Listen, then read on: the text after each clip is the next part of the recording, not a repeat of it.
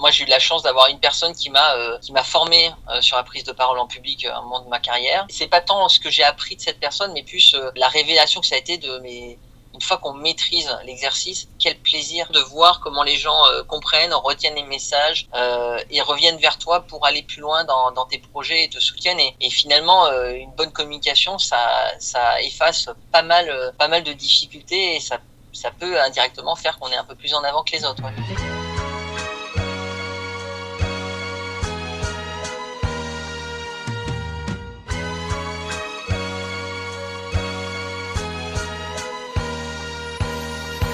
Bonjour à toutes et à tous, je suis Eddy et vous écoutez un nouvel épisode du Brand Podcast. Très heureux de vous retrouver pour ce nouvel épisode. Vous êtes là, il est 8h et on peut sans plus tarder commencer le Brand Podcast pour toutes les personnes qui ne connaîtraient pas le format ou qui l'écouteraient tout simplement pour la première fois. Le Brand Podcast est une émission qui a pour but de vous aider, vous, CMO, CEO ou tout simplement curieux de marketing, à créer des marques fortes et adaptées aux défis du digital à travers les histoires des meilleurs artisans du marketing de demain. Aujourd'hui, on est sur un épisode très spécial, je pense, parce que comme vous aurez pu voir dans le premier épisode, le Brand Podcast est en train de prendre une direction avec beaucoup plus de business et un petit peu moins de marque. Et aujourd'hui, on va avoir un invité qui en a fait du business pendant un sacré moment. Sans plus tarder, Joël, je te laisse te présenter.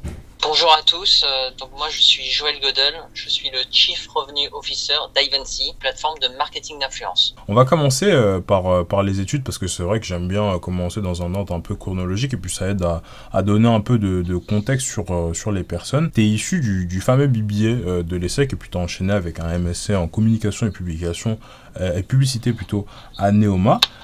L'ESSEC, c'est tout de même une école qui est réputée pour donner beaucoup de flexibilité à ses étudiants. Il me semble sur les électifs et la manière dont ils varient un peu la chose. Moi, j'ai des potes aussi qui sont dans ce programme-là. Et du coup, généralement, beaucoup d'étudiants, après ce diplôme, décident de travailler directement, puisque c'est vrai que c'est assez formateur. Et toi, tu as fait le choix de poursuivre à Neoma. J'aimerais bien savoir qu'est-ce que ça t'a apporté, cette formation, sachant que tu avais probablement déjà fait des cours de marketing à l'ESSEC, etc. Qu'est-ce que cette formation avait de plus que celle que tu avais déjà? Et puis surtout, si c'était à refaire, est-ce que toi, tu le referais? Très simplement, la formation que j'ai eue à l'ESSEC dans le programme BBA est une formation qui était très marketing, très internationale, qui a été passionnante, qui m'a permis de faire mes premières armes. Et lors de mes stages, moi, il y a quelque chose qui m'avait frappé, c'est l'importance de la complémentarité entre le marketing et la communication. Et à l'ESSEC, on touche très peu les sujets publicité et communication. On est vraiment plutôt sur du marketing. Donc j'avais envie de prolonger mon apprentissage dans ce domaine. Et en plus, ça m'a permis de temporiser mon arrivée sur le marché du travail, où à l'époque n'était pas forcément hyper favorable. C'était utile de décaler d'une année l'arrivée. T'es sorti en quelle année sur le marché du travail? Alors le diplôme de l'ESSEC, je l'ai eu en 2003. Okay. Et à ce moment-là, c'était pas très fun. On est beaucoup d'étudiants à être partis sur un troisième cycle. Et moi, je voulais un troisième cycle qui me rende opérationnel sur la partie marketing et communication. Donc, je cherchais plutôt une expérience qui me permettait de faire d'alternance. Donc, j'ai fait une alternance sur ce troisième cycle en format qui me faisait aller à l'école un vendredi, un samedi sur deux. Okay. Donc, très professionnalisant dans son format. Ok, ça marche. Donc du coup, tu penses que ça a vraiment eu un impact sur ta carrière de marketeur en tant que tel, enfin, sachant qu'après, il me semble que tu avais enchaîné sur une expérience ou dans la publicité, du coup? Oui, alors j'ai travaillé dans de la communication et de la publicité chez Alcatel en téléphonie mobile. Alors, c'était la belle époque avant que l'iPhone ne sorte. Donc, Alcatel avait encore un peu de marge de manœuvre.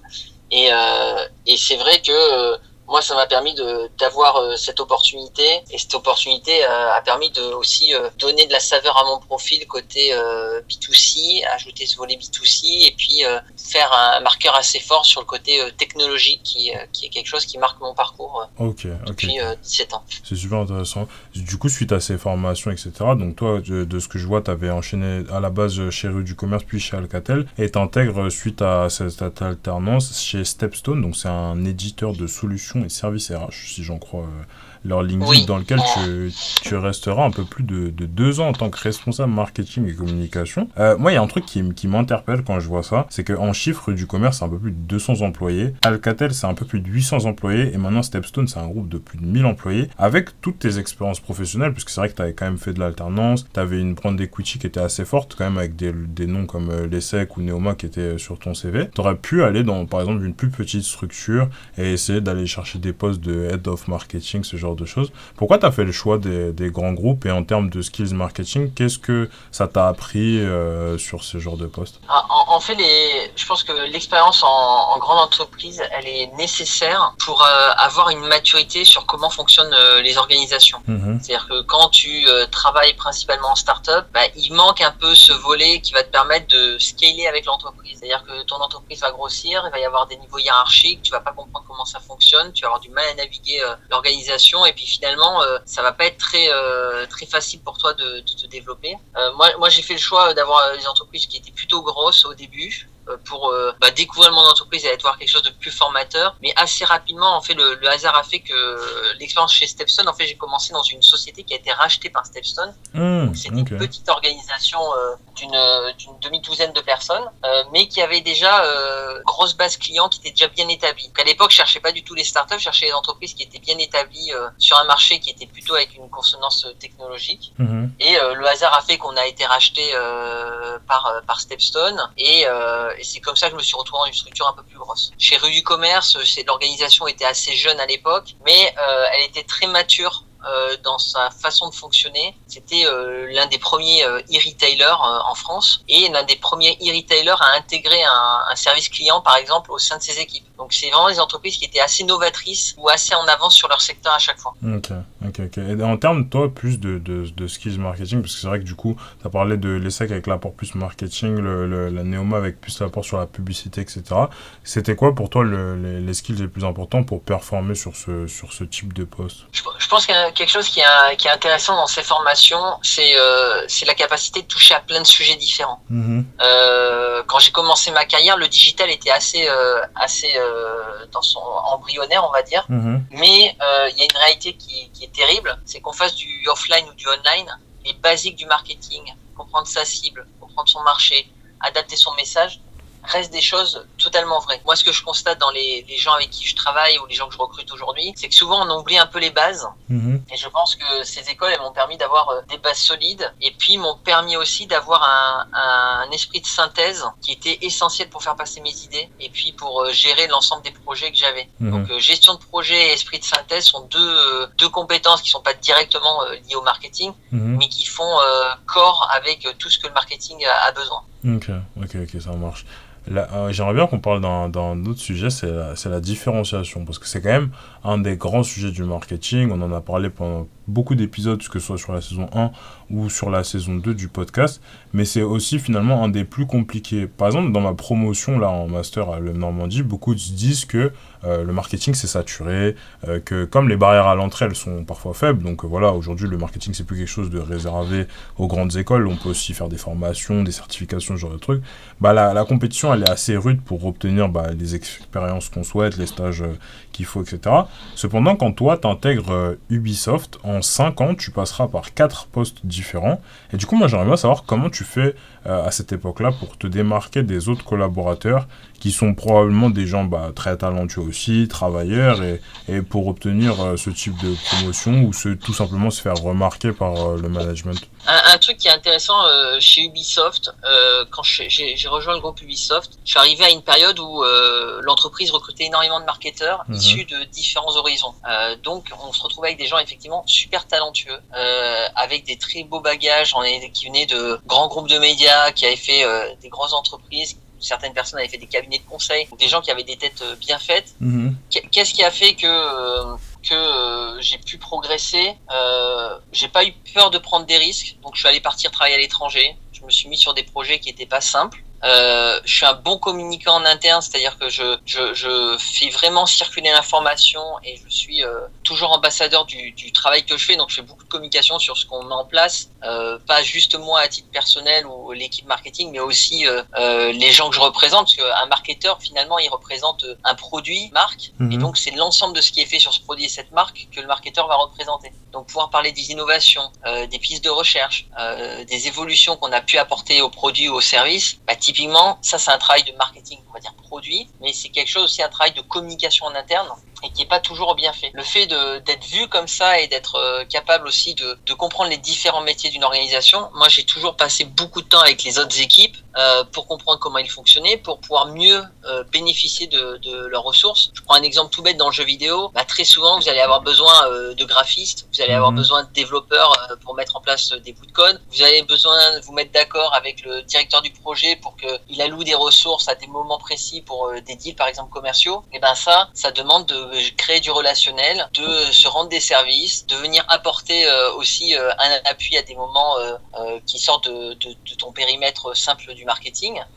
Et puis d'avoir une bonne compréhension de l'ensemble de tout ça, comment ça fonctionne. Et ça, je pense, c'est un volet qui permet aux gens de te faire confiance, d'identifier ta capacité à naviguer l'organisation. Et on parle pas de politique, on parle vraiment d'empathie, on parle de support. Et c'est ça qui m'a permis en fait d'évoluer rapidement. Et puis j'ai toujours eu une idée de là où je voulais aller, donc j'ai créé aussi les opportunités pour évoluer en interne. J'aimerais bien revenir sur un point que tu as dit, c'était t'as choisi de prendre des risques et de bosser sur des projets compliqués chez Ubisoft. Vous aviez le choix des projets où vous étiez assigné, ce genre de choses? Oui, on avait des opportunités, on pouvait choisir parfois entre plusieurs projets.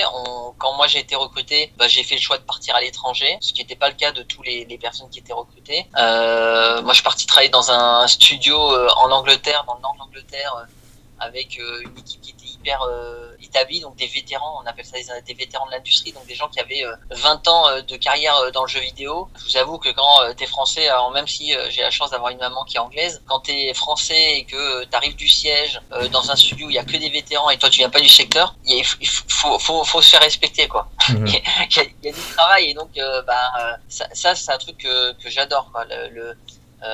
Gagner la confiance des gens dans une équipe, montrer de la valeur ajoutée, ça c'est des trucs que j'aime bien, quoi. Donc c'est ce qui marque un peu chaque étape de ma carrière. Ok. Ouais, parce que quand je pense à ça, du coup, je me dis que forcément, si c'était sous forme de projet, il devait avoir une équipe, comme tu l'as dit, des graphistes, des codeurs, etc. Enfin, des développeurs plutôt. Du coup, ça veut dire qu'il y avait probablement aussi d'autres marketeurs avec toi sur ces projets. Et je me dis que, enfin, en tout cas, comment je l'imagine dans la tête, qu'au moment où la communication se fait, il y a finalement quand même une ou deux grandes personnes qui reçoivent un peu plus le mérite de la réussite du projet que d'autres. Et je me demande, par exemple, typiquement sur l'exemple que tu viens de me donner, avec des vétérans qui sont probablement plus installés, qui connaissent mieux les gens, etc. Comment tu fais pour tirer ton épingle du jeu à cette époque-là, et comment surtout notre audience, elle aussi, peut s'approprier tes conseils? Je pense qu'un truc qui est important, c'est quand on présente, je prends l'exemple d'Ubisoft où on a des grandes étapes dans un projet, on va présenter par exemple à la direction. Donc on va aller à Paris, on va présenter à Yves Guillemot, le grand patron d'Ubisoft. Et on est là, on est avec l'équipe de production, donc il y a tous les grands pontes de l'équipe, tous les directeurs, et c'est comment tu arrives à construire la présentation avec eux, et c'est-à-dire leur amener ton expertise marketing sur les parties que eux vont présenter, par exemple. Et les organisations sont pas dupes, hein. Elles savent très bien l'intervention qu'a pu avoir le marketing dans les présentations, sur le fil conducteur, etc.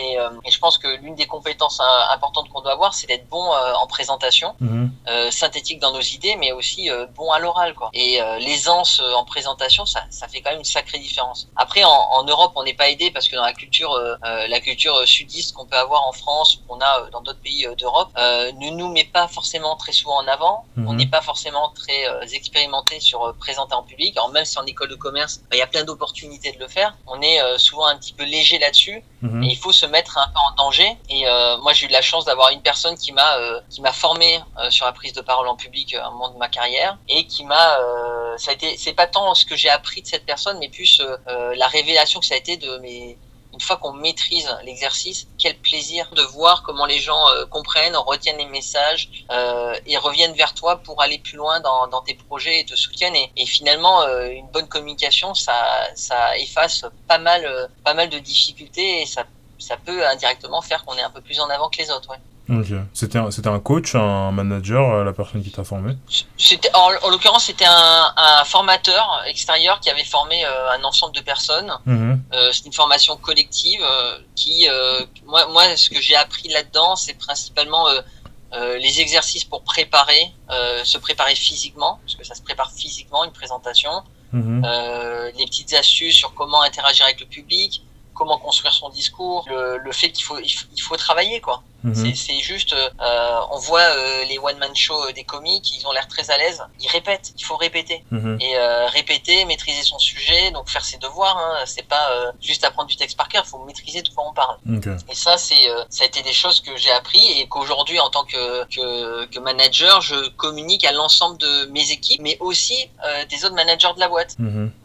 Tu parlais de comment on se met en avant, alors volontairement ou involontairement, c'est comment tu contribues à l'ensemble de l'organisation. Et aujourd'hui, c'est pas mon métier de former des managers qui sont RH ou des managers qui sont sales, mais j'ai une compétence, j'ai une connaissance, je la partage et l'ensemble de l'organisation en bénéficie. Et c'est ça la philosophie que moi je cherche aujourd'hui dans mes équipes, quoi. Ok, ça marche. On va continuer avec ton parcours. Quand je regarde les grandes lignes, je vois après du Chief Revenue Officer, je vois du Chief Operation Officer, je vois du Chief Marketing Officer. C'est les postes que tu as pu occuper, donc des postes à responsabilité à ce moment-là de ta carrière, dans des entreprises comme Addictis, chez Bolden, chez Ulule ou encore chez Mention. Ces postes-là, c'est des postes assez importants puisque c'est vrai que à ces moments-là de ta carrière, c'est quand même des premiers, entre guillemets, poste à responsabilité dans des nouvelles structures, dans le sens où c'est vrai que chez Ubisoft, t'étais quand même resté suffisamment longtemps pour avoir le droit aussi d'expérimenter cette expérience managériale. Cependant, t'es jamais resté plus de 2 ans dans ces boîtes qui semblent de loin être des projets assez intéressants, effectivement dans la tech, donc c'est un milieu que tu connaissais assez bien, où t'as performé, puisqu'on voit que t'as quand même réussi à avoir des résultats qui soient assez intéressants.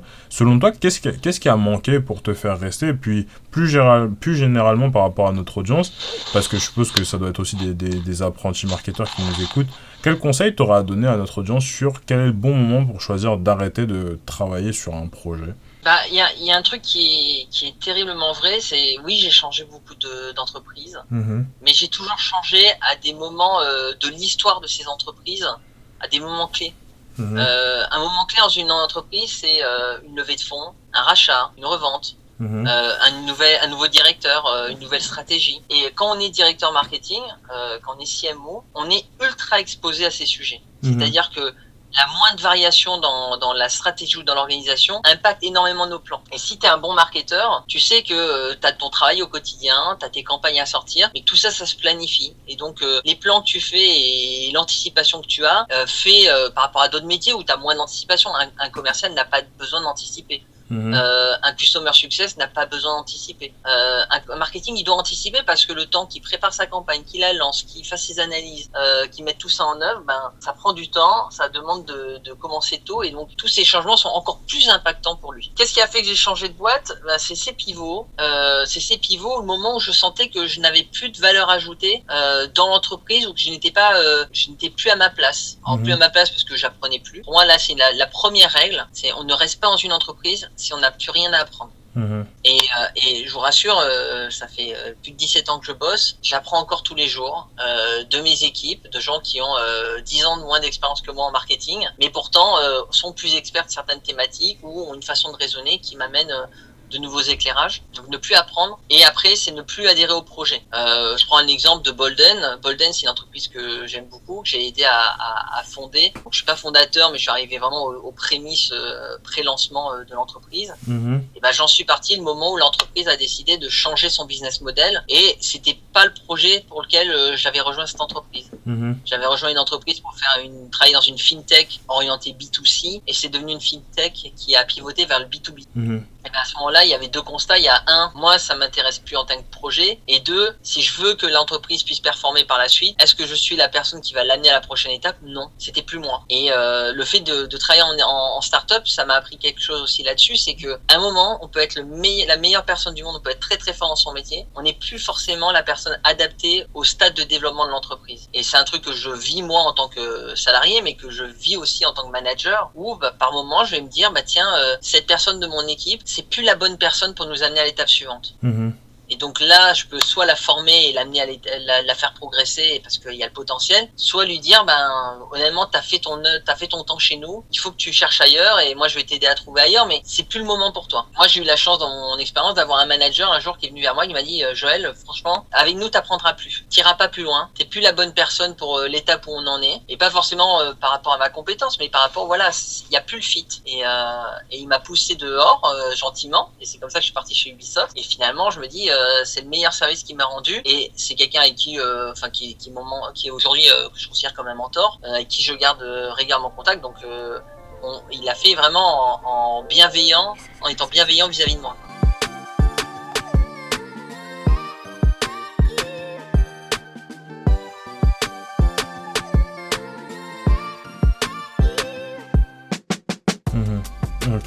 Ok, ça marche. Donc en gros, ce serait vraiment la première sonnette d'alarme, ce serait vraiment le côté apprentissage et après la partie sur être la personne adaptée pour le projet. J'aimerais bien, avant qu'on passe sur l'autre partie, revenir quand même sur ce détail, parce que c'est vrai que mine de rien, je vois ce que tu veux dire, mais je me dis par exemple qu'il y a aussi un paradoxe, c'est-à-dire que quand on est jeune, finalement, est-ce qu'on est la personne adaptée pour rentrer dans une boîte qui va faire de 1 milliard à 2 milliards, typiquement un Google ou un truc comme ça, tu vois. Je sais pas si finalement en tout cas, ça se crée pas, tu vois. Ouais, mais en fait, je pense que y a pas de question d'expérience par rapport à être adapté à un stade de développement d'une entreprise. C'est juste qu'à un moment, une entreprise, elle peut chercher des gens qui sont brillants. Parfois, elle va chercher des gens qui sont créatifs. Parfois, elle va chercher des gens qui sont dans la structuration. Et puis, dans son histoire, elle évolue. Et puis, à un moment, c'est plus le moment de prendre des risques. C'est plus le moment de structurer. C'est le moment de livrer. C'est le moment d'accélérer. Et c'est là où on fait plus partie. On n'est plus forcément aligné avec le projet. Où on n'est plus vraiment la bonne personne pour le job. Après, moi je dis pas que c'est une bonne chose de changer tous les ans et demi. Pour la réalité humaine, c'est que c'est épuisant. Ça demande de l'énergie, ça demande de réapprendre un nouveau marché. Ça veut dire se réintégrer, refaire son onboarding, reconvaincre les gens.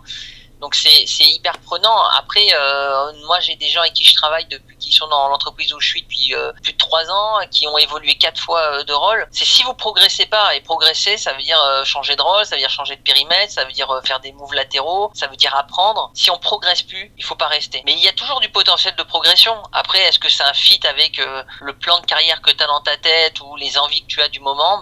Pas forcément. Ok, ça marche. Avant de passer au focus marks, pour rentrer un peu plus dans le marketing d'Ivancy, j'aimerais bien comprendre, lorsqu'on a un marketeur un peu plus expérimenté comme toi, du coup avec des capacités à générer du chiffre d'affaires dans des infrastructures à taille importante, pourquoi ne jamais avoir lancé d'entreprise, sachant que pendant une période de ta vie, tu as été consultant indépendant, mais ça a duré un peu plus d'1 an. Oui, alors moi j'ai pas le profil d'entrepreneur. Je suis pas quelqu'un qui c'est terrible de dire ça, mais je suis pas quelqu'un qui suis en capacité à prendre des risques. J'aime pas ça. Okay. Je suis un bon père de famille dans ma gestion, même avant d'avoir des enfants, j'étais bon père de famille.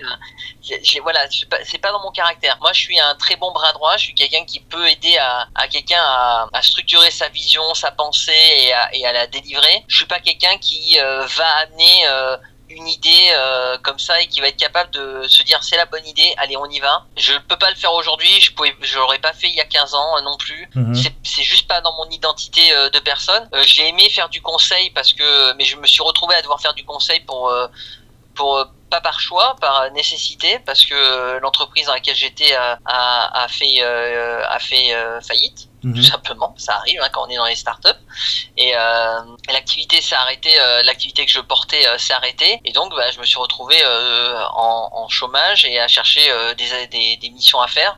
Et par contre, aujourd'hui, le conseil, c'est quelque chose qui me rechatouille en complément du salariat. C'est-à-dire que parce que je peux pas prendre le risque d'arrêter de travailler. J'aime le boulot que je fais, j'aime la boîte où je suis. Mais c'est un sujet intéressant de commencer à parler avec d'autres entreprises, à faire du mentoring, à faire à être board member ou des choses comme ça. C'est des choses qui m'intéressent, que ça permet d'ouvrir ses horizons et puis aussi de se reposer des questions, parce que quand on reste dans un même contexte, parfois on devient un peu bête, quoi. Ok, je vois très bien. Bon, bah, du coup, ça clôture assez bien la partie sur ton parcours. Maintenant, on va rentrer un peu plus dans ce que tu fais aujourd'hui chez Advancy en parlant un peu plus de votre marketing. Vous avez eu une forte croissance quand même aujourd'hui. Voilà, vous ouvrez plusieurs pays. Et du coup, qui dit forte croissance dit un challenge, le recrutement. Et particulièrement le recrutement d'une team marketing qui soit diversifiée. Donc vous avez plusieurs métiers dans votre team marketing. Donc on a growth, content, community, field marketing, product marketing. Ce qui sous-entend plusieurs questions de mon côté. Déjà, comment est-ce que toi tu fais au moment de la construction en tout cas de cette équipe, pour identifier les différents besoins de spécialisation de ton équipe, sachant que c'est vrai que mine de rien, on peut se dire que deux départements peuvent plus ou moins faire le même métier, ou qu'en divisant un petit peu trop l'équipe, on aura trop de ramifications et du coup ça peut amener aussi un peu de confusion. Donc comment tu fais pour identifier qu'est-ce qui est en trop, qu'est-ce qui est pas en trop, et aussi comment tu fais pour maintenir un niveau de crédibilité qui soit important face à des équipes qui sont parfois plus spécialistes que toi sur beaucoup de sujets, quoi. Alors le premier truc, c'est pourquoi chez Advancy on a une équipe qui est aussi on a une équipe très diversifiée. Alors déjà parce qu'on est une marketplace. Tout bêtement, donc on travaille sur deux cibles, on travaille sur du B2B et sur du B2C. C'est une compétence qui est un peu différente, mais la réalité c'est que quand tu es un être humain et que tu dois travailler sur deux sujets en même temps, le temps que tu passes d'un sujet à l'autre, il faut que tu remettes ton esprit dans dans un autre mode de fonctionnement. Travailler sur deux sujets, ça veut dire devoir prioriser. Devoir prioriser, ça veut dire faire des choix, ça veut dire renoncer, ça veut dire potentiellement délaisser une partie de l'activité. Et ça, c'est quelque chose que moi je voulais éviter. Donc j'ai monté parce que pour des raisons business, il est nécessaire pour nous de travailler sur les deux aspects de notre activité. Et donc j'ai créé une équipe dédiée à l'activité B2C. Et par rapport aux spécialités, je les prends en fonction de où nous amène notre stratégie marketing. Aujourd'hui, on a une stratégie marketing qui est orientée sur une activité inbound, qui veut dire que j'ai besoin de personnes pour faire du content, que j'ai besoin de personnes pour designer mes supports de communication, qui fait que j'ai besoin de quelqu'un pour faire de l'acquisition payante, travailler sur du SEO, voilà. Après, on a une réalité, c'est que le product marketing, c'est quelque chose qui est essentiel dans une entreprise du SaaS. Pour ne pas délaisser la communication aux clients, mais aussi s'assurer que on se différencie. Donc tu parlais du sujet de la différenciation, clairement sans product marketing manager, tu peux pas le faire correctement parce que t'as pas la vision marché et les arguments. Et puis tu prends des compétences aussi qui vont aller en appui des autres équipes. L'un des manques qu'on avait chez Advancy, c'est on manque de personnes pour aller aider les équipes commerciales. Et si tu connais bien les startups, tu sais très bien que le premier truc sur lequel on se focus dans les startups, pour la grande majorité des startups, c'est la croissance. Donc on va mettre des gens qui sont super bons pour faire de la lead gen et qui vont aller chercher des leads et des leads et des leads. Sauf que en faisant ça, ils n'aident pas forcément les équipes commerciales. Alors ils font venir des leads, donc oui, ça aide le pipe, mais on n'aide pas les commerciaux à être plus performants. Et donc tout ce qui est outils d'aide à la vente, tout ce qui est réflexion sur les études de cas, sur les témoignages clients, sur tous ces éléments qui vont simplifier ou accélérer le funnel d'un commercial, c'est des entreprises qui les délaissent. Et pour moi, c'est hyper important que le marketing soit au service des équipes commerciales, que ce soit vente ou accompagnement client, donc le customer success, parce que c'est là où on a le plus d'impact. Et limiter la vision du marketing à uniquement l'aspect lead gen, c'est une erreur pour moi fondamentale. Et c'est pour ça que tu as des startups aussi qui font le choix, par exemple, d'investir sur des équipes brand qui sont pas forcément le choix naturel, mais en B2C on le voit énormément parce que il faut miser sur le long terme. Si on veut amener de la valorisation à l'entreprise, il y a la génération de leads, mais cette génération de leads sans brand awareness, elle est beaucoup plus compliquée et en acquisition, mais aussi en activation. Demande à un commercial d'aller convaincre d'acheter ton produit quand personne ne connaît, il peut être le meilleur commercial du monde, il perd tous ces éléments de réassurance qu'il aurait eu s'il y avait eu des relations presse, s'il y avait eu des études de cas faites, s'il y avait eu un site web qui était riche en contenu. Ok, ça marche. Et donc du coup, par rapport au niveau de crédibilité avec tes équipes, la crédibilité, c'est de savoir se concentrer sur là où on est bon. Moi, mon expérience avait fait que je sais organiser des équipes, je connais les outils, donc je sais mettre en place une stack marketing, je sais faire évoluer les équipes, je sais communiquer auprès de ces équipes, leur donner de la vision. Et c'est là où je gagne la crédibilité. C'est sur ma capacité à amener de la vision et puis aussi à admettre là où je suis moins bon. Je suis pas capable de dire tu fais la bonne campagne AdWords aujourd'hui. Par contre, je suis capable de te poser des questions qui vont te faire que tu vas te challenger toi-même pourquoi tu as fait du AdWords. Et ça, c'est ces réflexes d'amener les gens sur la data, sur le recul et leur donner les outils pour le faire qui me font gagner en crédibilité parce que ça montre que je connais leur sujet suffisamment pour pouvoir les questionner dessus.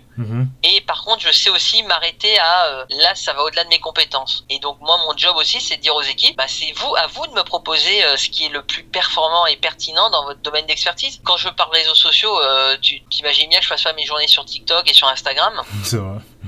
Donc je suis pas forcément capable de savoir toutes les nouveautés, de savoir c'est quoi un bon message, c'est quoi la bonne performance. Par contre, je suis capable de challenger un plan éditorial, est-ce qu'il y a de la cohérence, est-ce qu'on est capable de soutenir le rythme, c'est quoi l'impact derrière en termes de revenus. Ça, je peux poser comme question. Par contre, mettre en œuvre, je sais pas faire. C'est pas grave, hein, c'est pas mon job. Ok. Et t'as des head-off dans chacun des sous-pôles pour ça? Parce que je me dis que si toi, tu peux pas challenger, il faut bien que quelqu'un puisse challenger, sinon très vite, ça va devenir difficile. Aujourd'hui, j'ai dans chacun des petits groupes marketing, j'ai un leader qui est pas forcément, on parle pas forcément de head-off, c'est pas forcément un titre, mais c'est la personne qui est censée être la plus experte et gérer l'équipe et manager les gens de son équipe. Mais cette personne, j'ai l'obligation de la challenger. Même si je maîtrise pas forcément son sujet, je suis obligé de l'amener parce que j'ai envie de la faire progresser. C'est mon devoir de manager de faire progresser les équipes. Mais c'est aussi effectivement, il va pas se challenger lui-même. Donc même il y a des gens qui le font, mais ça reste quand même exceptionnel. Il faut pouvoir le questionner. Et ce que moi j'ai fait quand j'ai pris mon poste de Chief Revenue Officer, c'est je me suis éloigné mécaniquement un peu du marketing. Je me suis assuré que l'ensemble de l'équipe marketing travaille un peu en mode comité de direction, où tous les leads de ces différents métiers se regroupent pour décider ensemble de la stratégie et des dépendances qu'ils peuvent avoir les uns vers les autres. Et ça, c'est un fonctionnement qui est très organisé côté qu'est-ce qu'on va faire dans les semaines, 2-3 semaines qui viennent, puis on a une roadmap sur l'année. Ça fait que tout le monde sait où on va, tout le monde sait quelles sont les grandes étapes, et après c'est chacun à son niveau d'expertise qui dit ce dont il a besoin, et les équipes qui se coordonnent entre elles sur comment on fait que ça arrive. Et s'il y a un moment besoin de trancher ou de prioriser, c'est là où je peux intervenir. On vient me solliciter, on me dit voilà, on a ça, est-ce qu'on fait A ou on fait B, c'est quoi votre reco, nous on recommande B, ok, je valide ou pas. Ok. Et donc toi tu t'appuies... Mais je suis dépendant des équipes. Ok. Et toi, tu t'appuies sur quoi pour savoir du coup si tu dois valider ou pas? Parce qu'à un moment, du coup, parce que je suppose que tu dois continuer toi en parallèle à te former un petit peu pour rester au goût du jour de qu'est-ce qui est pertinent, qu'est-ce qui est pas, parce que du coup sinon il y a pas un gap en termes de skills. En fait, moi je challenge pas le résultat, la conclusion qu'ils font, je challenge le raisonnement.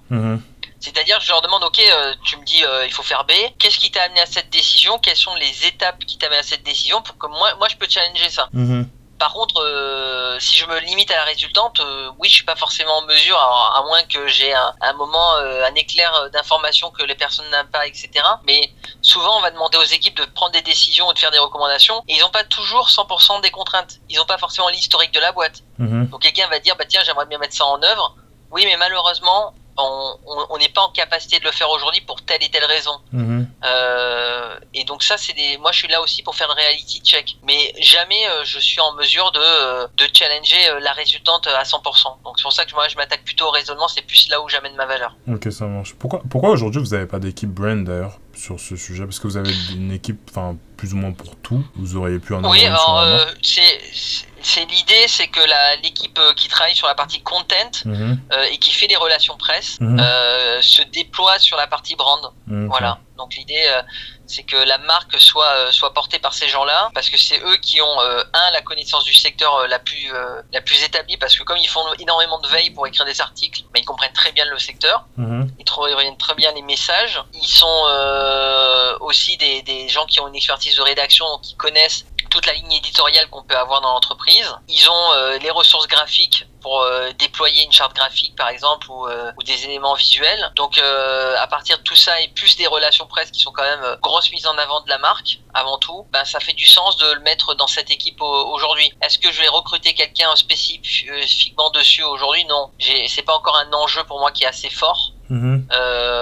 pour le faire, mais plus on va se déployer vers des influenceurs grand public et plus on va se déployer sur les avis consommateurs, plus ça va devenir nécessaire d'avoir une image pour le grand public, parce que demain il n'est pas interdit qu'on fasse de l'affichage dans le métro pour que des gens s'inscrivent sur la plateforme, hein. Donc pour ça il faudra des compétences que moi je n'ai pas aujourd'hui dans mon équipe. Ça marche. Avant qu'on continue vers la partie Fast and Curious, j'avais une dernière question pour toi. C'est aujourd'hui sur la partie responsabilité de la marque, un peu plus du management, tu me disais que vous avez du coup des leaders sur chacune des équipes, mais que c'était pas un statut de head-off, etc.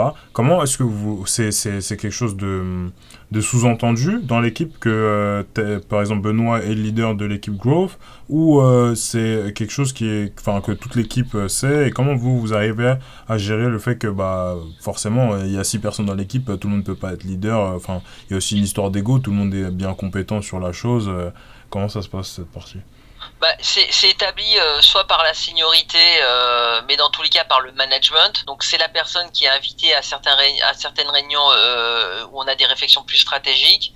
C'est la personne qui manage les membres de l'équipe, qu'ils soient stagiaires ou permanents. Et le titre, ça va paraître très bête, mais quand on est dans une organisation qui grossit vite, faut être très très vigilant sur les titres. Okay.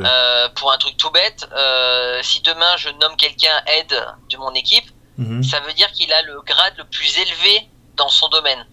Ça veut dire que si demain on grossit, que son équipe sont plus 3 personnes mais ils sont 10, est-ce que cette personne sera en capacité d'être le leader et le manager de l'ensemble de l'équipe, ou je vais devoir mettre quelqu'un au-dessus de lui? Et si je dois mettre quelqu'un au-dessus de lui, je mets à quel titre? J'en ai plus. Ça paraît bête, hein, mais c'est des considérations qu'il faut avoir, parce que faut pas oublier que les nominations qu'on fait aujourd'hui, si on veut investir dans les personnes, ça veut dire que c'est des gens que je vais devoir mettre en capacité de devenir le manager et de monter en grade. Et donc si on sent que un head-off pour quelqu'un qui a 3 ans d'expérience, c'est un petit peu ambitieux, c'est un peu tôt, il vaut mieux lui donner un titre intermédiaire, lead ou manager, que de le mettre avec une responsabilité qu'il ne sera pas forcément capable de porter quand la boîte grossira et que mes investisseurs me diront il faut investir à fond sur telle thématique, et je vais me dire c'est plus la bonne personne, quoi.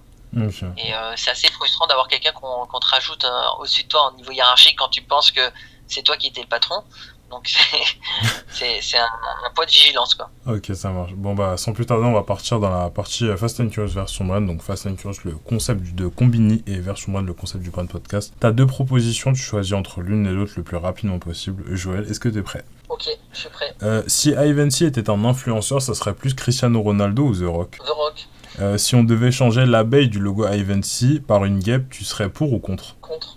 Les prochains bureaux d'Ivancy, c'est Londres ou Moscou? Plutôt Londres. Pour finir, Joël, quelle est ta question pour moi? Je me posais la question selon toi, c'est quoi le format qui va remplacer le podcast?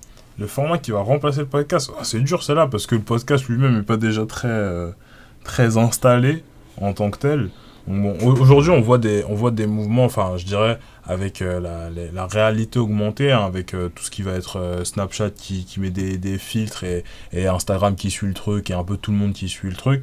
On voit pas mal de mouvances vers du direct, pas mal. Bon, on a vu ce qui s'est passé avec...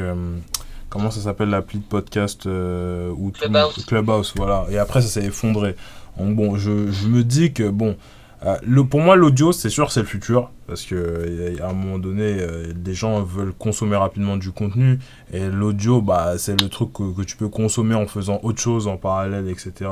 Donc ça, pour moi, c'est sûr. Après, quelque chose qui viendrait remplacer l'audio, pour moi, ce serait une espèce de version, du coup, d'audio avec une hybridation et comment on dit ça, de la réalité augmentée, parce qu'il faut que, du coup, l'audio s'imbrique avec quelque chose que tu puisses voir sans que ce soit nécessairement rattaché à un support tel qu'un écran ou ce genre de choses. Donc ça doit être dans ton environnement, mais tu dois pas avoir de lunettes sur la tête ou de matériel extérieur, parce que sinon ça devient de la VR, et la VR, on a vu que aujourd'hui c'est pas du tout grand public.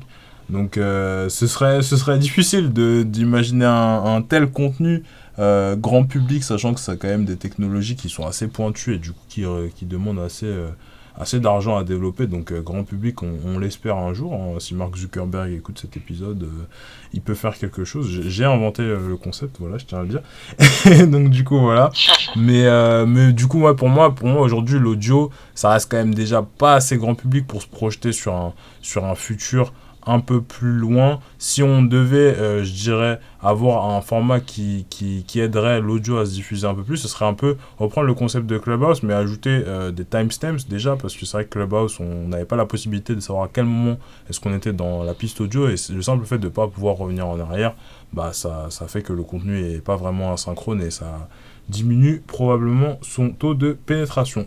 Sur ces belles paroles, on va clôturer le podcast. C'était un plaisir d'avoir fait cet épisode avec toi, Joël. J'espère que vous qui nous écoutez après plus de 42 minutes, vous avez obtenu pas mal de valeur. On a parlé de beaucoup de choses quand même, que ce soit de marketing ou même de business ou directement des aventures et carrière de Joël. Donc voilà, n'hésitez pas à nous mettre 5 étoiles sur les différentes plateformes de streaming telles qu'Apple Podcast. Ça aide toujours à faire développer le podcast, à nous faire monter dans la catégorie marketing et affaires. Nous sommes classés depuis la saison 1, donc n'hésitez pas à le faire. N'hésitez pas à liker la vidéo si vous la regardez sur YouTube. Le podcast est toujours disponible gratuitement sur YouTube. Brand Podcast, BRVND Podcast, pour ceux qui n'ont pas d'abonnement aux différents services de streaming. Et puis, moi je vous dis à lundi prochain, même heure, 8h, sur toutes les plateformes de streaming. Et sur ce, je vous souhaite une bonne fin de journée. Salut, salut!